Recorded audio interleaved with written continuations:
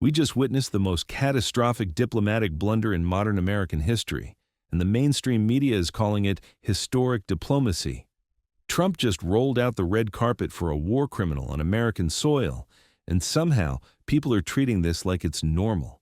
Like this is just another Tuesday in politics. But what happened in Alaska isn't just bad optics. It's a complete surrender of American credibility that's going to haunt us for decades. Here's what's really at stake here, and why this matters way more than anyone's talking about. For 3.5 years, the entire Western world has been united on one simple principle: isolate Putin, make him a pariah, and never legitimize his war crimes. 3.5 years of sanctions, 3.5 years of diplomatic isolation, 3.5 years of telling the world that you don't get to invade your neighbors and then sit at the big kids' table. And Trump just threw all of that away in one afternoon. We're not just talking about bad diplomacy here. We're talking about the complete collapse of the Western strategy that's been holding Putin in check. Because when you roll out the red carpet for a guy who's been bombing schools and hospitals for over 3 years, when you let him ride around in the presidential limo laughing and smiling for the cameras, you're not just giving him a photo op. You're giving him everything he's been fighting for without firing a single shot. The risk here isn't just that talks fail. The risk is that Putin walks away stronger than ever, having proven to the world that America will eventually fold, that our threats are empty, and that if you just wait long enough, even the most brutal dictators get invited to the party. But wait, it gets worse. Way worse, because just when you think this whole thing can't get more embarrassing, we find out how this summit actually came together. This wasn't some carefully planned diplomatic initiative. This wasn't months of preparation and strategic planning. No, this was organized in days.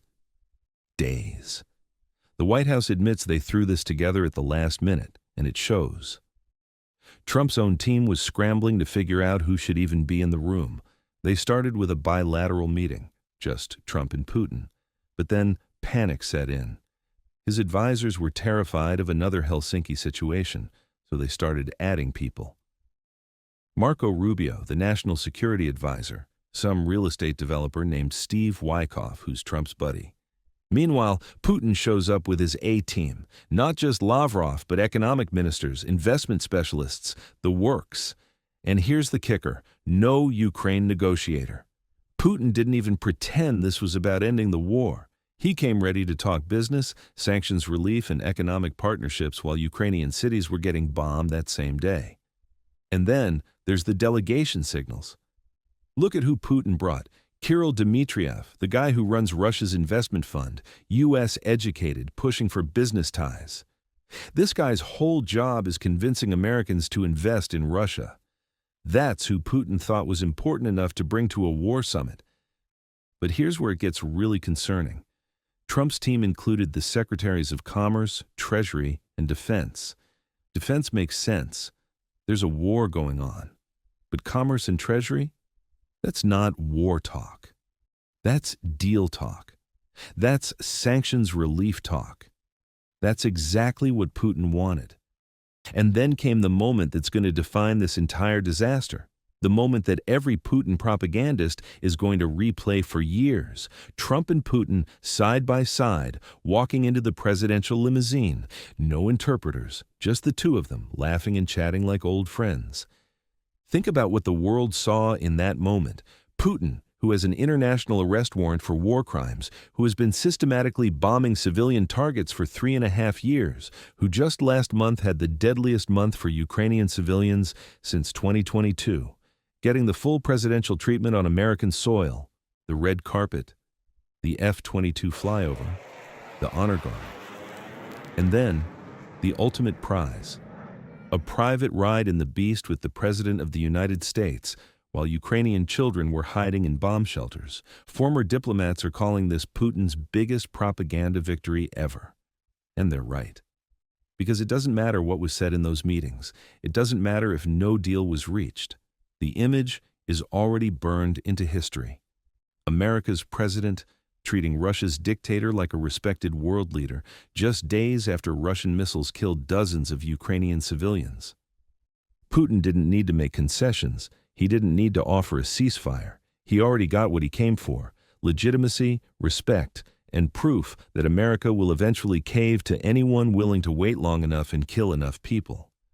So here's what we're left with, and why this matters for every American watching this. This isn't just about Ukraine, though that's obviously the immediate crisis. This is about the fundamental question of American credibility in a world full of dictators who are watching every move we make. Xi Jinping is watching this and thinking about Taiwan. Kim Jong-un is watching this and thinking about South Korea. Every authoritarian regime on the planet just got the same message. If you're brutal enough, if you hold out long enough, eventually America will invite you to the table and treat you like a legitimate partner. And the worst part? This whole thing was completely avoidable. Trump could have demanded preconditions. He could have insisted on Ukrainian representation. He could have kept this meeting quiet and low-key instead of turning it into a circus. Instead, he chose the opposite. He chose the red carpet, the military fanfare, the photo ops, and the propaganda victory. He chose to give Putin everything he wanted before the talks even started. The Ukrainian people, who have been fighting for their lives and their freedom for over 3 years, watched their biggest ally sit down for a friendly chat with the man who's been trying to erase their country from the map.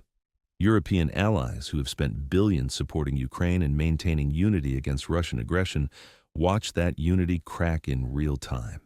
And American credibility, built over decades of standing with our allies and standing up to dictators, took a hit that's going to take years to recover from.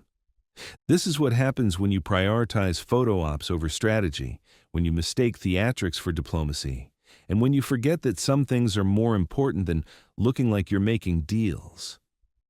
Putin didn't come to Alaska to make peace. He came to prove a point that even America eventually will bend the knee.